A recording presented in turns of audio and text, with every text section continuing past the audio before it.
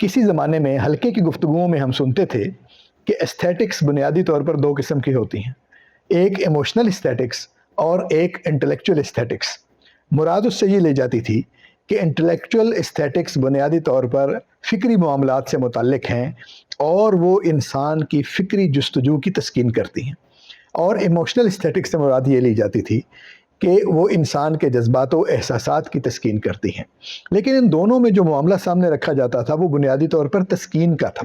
लेकिन सवाल ये पैदा होता है कि तख्लीक जो अदब में हो या किसी भी और फ़न में हो, क्या उसका मकसद महज तस्कीन फ़राहम करना है या उसमें इज़्तिराब का कोई पहलू भी मौजूद होता है?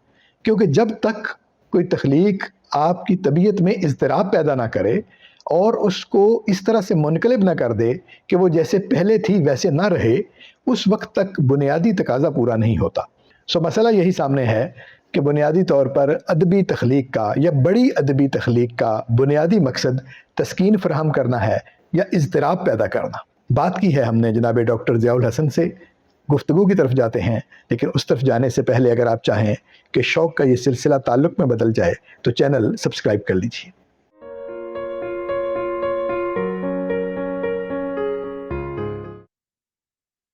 अस्सलाम वालेकुम।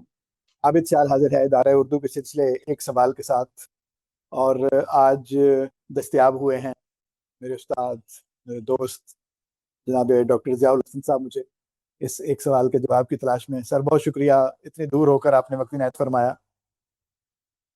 नहीं, आपकी मेहरबानी है, आपकी वजह से सिर्फ मैं आपको देख लेता हूँ, आपकी बातें सुन लेता हूँ। मोहब्बत सर, बातें आपसे ज़ाहिर है मुद्दतों से ही इस तरह की हो रही हैं, निजी महफिलों में भी हम करते रहे आपसे, और इस तरह जो जी। ऑनलाइन इस्तिफ़ादा है जो तालिब इल्मों के लिए ख़ास तौर पे है वो भी होता रहा, और उसी सिलसिले को आगे बढ़ाते हुए आज की भी ये गुफ्तगू है। सवाल सर आज का जो है वो पेश नज़र वो ये है कि जो बड़ी तख्लीक है, आम तौर पर उससे जो सैटिस्फैक्शन है उसकी तवक्को की जाती है कि किसी न किसी सतह पर वो किस कारी को सैटिस्फाई करे, कौन से हिस्से को सैटिस्फाई करे, किस जज़्बे को सैटिस्फाई करे। यानी एक सैटिस्फैक्शन का जो एक तासुर है, वो जुड़ा हुआ है बड़ी तख्लीक के साथ। लेकिन हम ये देखते हैं कि जो हमारे पास अमली तौर पर बड़ी तख्लीकात मौजूद हैं, जब उनको हम पढ़ते हैं या उनको देखते हैं, तो सैटिस्फैक्शन के साथ-साथ एक तरह का इज़्तिराब भी उनके साथ मौजूद है। वो कारी के अंदर कुछ और हलचल नुमा कोई चीज़ भी पैदा करती, और सारे सवालों के जवाब देने तक नहीं रहती या सारी हिस्सों की तस्कीन तक नहीं रहती, बल्कि उसमें इज़्तिराब का भी एक पहलू है। तो सवाल ये पैदा होता है कि क्या जो बड़ी तख्लीक है, उसका मकसद कारी को तस्कीन फ़राहम करना है या उसमें इज़्तिराब पैदा करना?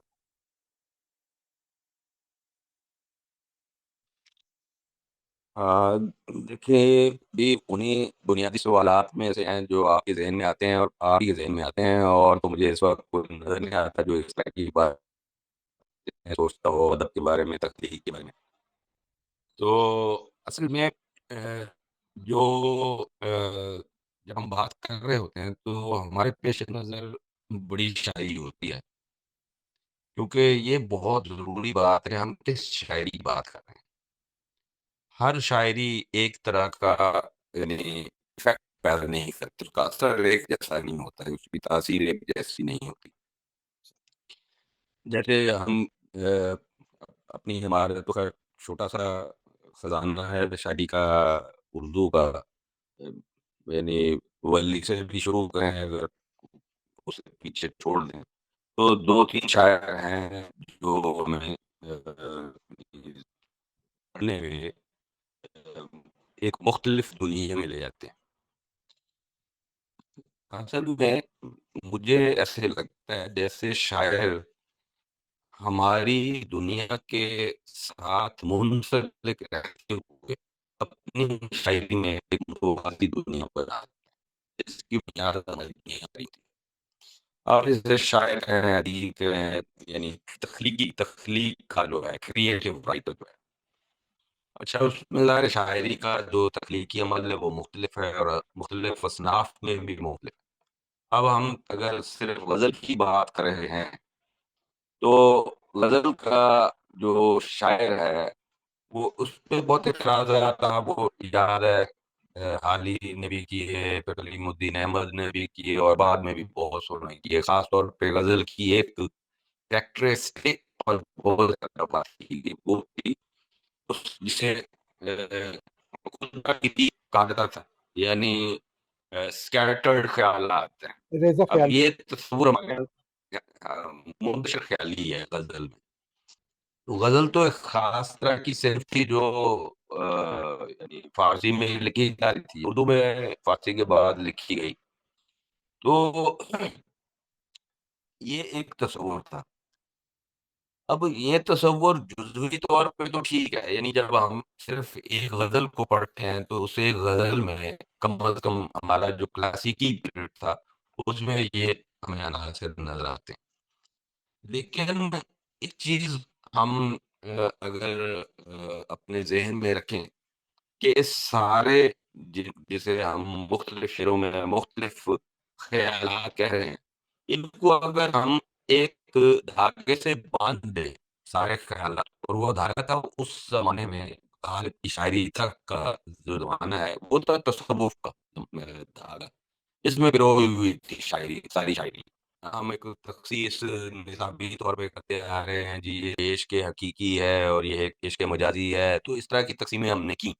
مجھے تو ذاتی طور پہ جو ابھی اتفاق سے یہاں مجھے میر کو دوبارہ پڑھنے کا موقع مل رہا ہے، یہاں مجھے تو محسوس سے ہوتا ہے کلاسی شاعری کو پڑھتے ہوئے مسلسل کہ یہ ان کے ہاں شاعروں کے ہاں یہ تخصیص نہیں تھی عشق حقیقی و مجازی والی جو ہم نے بنائی سمجھنے کے لیے شاید، اور شاید زیادہ درسی رہتی ہیں ایسی چیزیں درسی بھی ان کے ہاں. درسی بھی میٹرک اور ایپک ہاں لیول تک.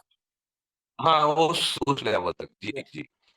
تو مجھے تو یہ لگا کہ وہ تو پوری دنیا کو دیکھنے کے لیے، پوری کائنات یا کائنات کو، حیات کو، انسان کو، خدا کو، ہر شے کو دیکھنے کا ایک زاویہ پیدا کیا اس شاعری نے، ایک نیا زاویہ. اس کو نظری طور پہ، نظریاتی طور پہ تو بنایا صوفیہ نے. جب وہ شعر تخلیق کرتا ہے یہ شعوری عمل نہیں ہوتا، یہ تخلیقی عمل ہوتا ہے یا امیجنیشن کا عمل ہے. تو اس وقت اس میں جو ویریشنز پیدا ہوتی ہیں وہ شاید صوفیہ کے یہاں بھی نہ ہیں. ہمارے یہاں ایک عام تصور ہے کہ درد تصوف کا شاعر. تو مجھے تو یہ لگا پڑھتے ہوئے، میر کو پڑھتے ہوئے یا سودا کو بھی پڑھتے ہوئے، یعنی سودا تو بالکل اور مزاج کے آدمی تھے، کہ تصوف کے سے ہٹ کے ان میں سے کوئی بھی شاعر نہیں سوچتا تھا یا نہیں سوچ سکتا تھا، کیونکہ یہ اس کے زمانے کا فلسفہ تھا یا اس کے زمانے کی فکر تھی. ایسے جہاں اب بینی کا یہ کہ تصور، کوئی ورڈ آؤٹ لک جو ہے اس زمانے جی کا. ہاں وہ اس زمانے کا ورڈ آؤٹ لک کہہ لیں یا علم کہہ لیں، کہ اس زمانے کا بڑا علم تھا یہ، اور انسانوں کی تربیت کر رہا تھا، اپنے زمانے کے انسان کی تربیت کر رہا تھا. ہمیں شاعری نے یہ بتایا کہ جو لطف یا تسکین اضطراب پیدا نہیں کرتی اور ضروری ہے. لطف اپنی مکمل شکل میں تبھی لطف ہے جب آپ کو مضطرب کر دیتے. اچھا اضطراب کا پیدا نہیں ہوتا، اضطراب کا پیدا نہیں ہوتا جب آپ کسی اپنے وجود کے اس مقام پر کھڑے ہو جہاں ایک لائن لگ جائے اور نہ آپ کو آگے نظر آئے نہ پیچھے نظر آئے. شعر کی لذت کہتی ہے جس کا اختتام کوئی نہیں ہے. ہم ایک ہی شعر کو سینکڑوں بار پڑھتے ہیں، کتنے بے شمار شعر ہیں جو ہم آپ کے سینکڑوں بار اپنی زندگی میں پڑھے ہیں، سنائے ہیں، یاد کیے ہیں، ریکال کیے ہیں، کتاب میں پڑھے ہیں، ذہن میں رکھے ہوئے شعر کو یاد کی ہے. اور ہمیشہ ہمیں محسوس ہوا کہ اس کی معنی میں بھی کوئی اضافہ ہوا ہے ہر نئی بار پڑھتے ہوئے، اور اس کے لطف و لذت میں، اس کی تسکین میں بھی ایک اضافہ ہوا ہے. بالکل صحیح. تو وہ ہمیں پھر مضطرب بھی کرتی قاری ہے پر ایسی کیا لذت. کچھ قاری پر بھی ڈیپینڈ کرتا ہے، یا سامع یا قاری جو بھی ہو، یعنی ایسا کیا ممکن ہے کہ ایک ہی بات یا ایک ہی کلام جو ہے وہ کچھ لوگوں کو تسکین فراہم کرے اور کچھ میں اضطراب بھی پیدا کرے اور کچھ میں نہ کرے؟ جی یہ بہت اہم بات ہے. جیسے ہم نے پہلے کہا کہ ہاں شاعری یہ کام نہیں کر سکتی، وہ بڑا شاعر ہے جس کے پاس حیات و کائنات کی بہت گہرائی ہے، وہ آپ کے اندر یہ پیدا کرے گا. جو مزیدار شاعر ہیں آپ اسے لطف اندوز ہوتے ہیں، مزہ لے لیتے ہیں، لیکن وہ آپ کو منتظر نہیں کرتے. قاری تو ظاہر ہے یقیناً بہت اہم ہے. قاری کی تو یعنی میر کے شعر کو اگر فرض کریں 1 کروڑ لوگ بیک وقت پڑھیں تو وہ ایک طرح سے نہیں پڑھ سکیں گے. ہر آدمی اپنے علم کے مطابق، اپنے وجود کی وسعت کے مطابق، اپنے ذوق شعر کے مطابق اس کو پڑھے گا، اور اس سے جو کچھ بھی عکس کرے گا انہی کے ذریعے سے عکس کرے گا. آخر پہ یہ فرمائیے، یعنی یہ ضمنی سا سوال ہے، یعنی اس کا اس سے ڈائریکٹ تعلق تو نہیں ہے، لیکن چونکہ آپ نے بات کی ہو تو جب بھی ہم بڑی شاعری کی بات کرتے ہیں یا اس طرح کے جب مباحث سامنے آتے ہیں تو ہم میر غالب اقبال پہ آ کے ختم کر دیتے ہیں بات کو. آپ نے بھی کہا شروع میں کہ ولی کے بعد 2-3 لوگ ایسے ہیں جو ہمیں کسی اور جہان میں لے جاتے ہیں، اور کم و بیش اقبال تو چلو جدید زمانے کا آدمی ہے، غالب اقبال وغیرہ، غالب اور میر درد وغیرہ کے ہاں تو جہاں بینی کا تصور تقریباً وہی ہے، ایک جیسا ہے. تو نئے زمانے میں آ کر نیا آدمی جو نئے مصیبت کا بیان کر رہا ہے یا نئے ورڈ آؤٹ لک کو بیان کر رہا ہے، تو اس کا ذکر اب 100 سال گزر گیا ہے تو ان کا ذکر ہم زیادہ کیوں نہیں کرتے، جبکہ وہ ہمارا جو ورڈ آؤٹ لک اس وقت اس دور کے آدمی کا ہے اس سے وہ زیادہ قریب بھی ہیں. تو مطلب ان کی باری کب آئے؟ سر بات پتہ کیا ہے، اس وقت تو ہم صرف غزل کو پیش نظر رکھ کے بات کر رہے ہیں. تو جو جسے ہم کلاسیکی اور جدید شاعروں میں تقسیم کر دیتے ہیں، ایک زمانہ ہے، یعنی ہم آسانی سے کہیں کہ 19ویں صدی تک کی جو شاعری ہے وہ آپ کی کلاسیکی شاعری، اور 20ویں صدی سے آپ کا جدید دور شروع ہو جاتا ہے شاعری کا. تو مجھے تو وہ گہرائی نہیں نظر آتی سوائے اقبال کے جدید دور میں. کائنات کے بارے میں وہ سوال نہیں اٹھاتے ہیں، یعنی وہ سوال آپ کو جو کائنات کی وسعتوں کی اور کائنات کی بے پناہی کی، اور اس بے پناہی میں انسانی وجود جو بیچ میں ایک یعنی ایک سمجھے کہ اس طوفان میں اڑتا پھر رہا ہے، مجید امجد ان کا تو سوالوں کو مجید اٹھایا امجد کا نہیں تو گیا. مجید امجد کا تو ایک خاص موضوع ہے. موجود امجد تو نظم کے شاعر ہے نا، بیسیکلی غزل کی بات نہیں. میں تو اسی لیے کہا کہ ہم تو پیش نظر رکھا ہوا ہے غزل کو. اگر ہم غزل کو ہٹا دیں، ہم کہیں شاعری کی بات کریں، تو پھر میں آپ سے یہ کہوں گا کہ جو گہرائی کلاسیکی دور میں غزل نے پیدا کی زندگی کے حوالے سے شاعری میں، کائنات کے حوالے سے شاعری میں، وہ گہرائی ہمارے ہاں بعد میں نظم میں پیدا ہوئی. کیونکہ اقبال بذات خود نظم کا شاعر ہے، اور اقبال کے جونیئر 3-4 شاعر ہیں جو کیا غیر معمولی شاعر ہیں، یعنی جیسے راشد ہیں، مجید امجد ہیں، میرا جی ہیں. کم از کم یہ شاعر تو بہت غیر معمولی، بہت بڑے شاعر ہیں جو سیدھی اور سامنے کی باتیں نہیں کرتے. وہ جب نظم کہتے ہیں تو اس کے اندر سے ہم ان یعنی میں پھر کہوں گا کہ یہ ہم اپنے آپ سے وہاں واقف ہوتے ہیں جہاں سے ہم خود ان کے بغیر واقف نہیں ہو سکتے تھے. تو میرے تو خیال وہ ہے کہ پھر بات دوسری ہو جاتی ہے. جی ہاں، وہ پھر ایک اور بات یہاں سے ایک نیا سوال ایک پیدا اور ہوتا ہے، اور پھر جی سر، انشاءاللہ جی اس پہ ایک اور وقت میں بات کریں گے.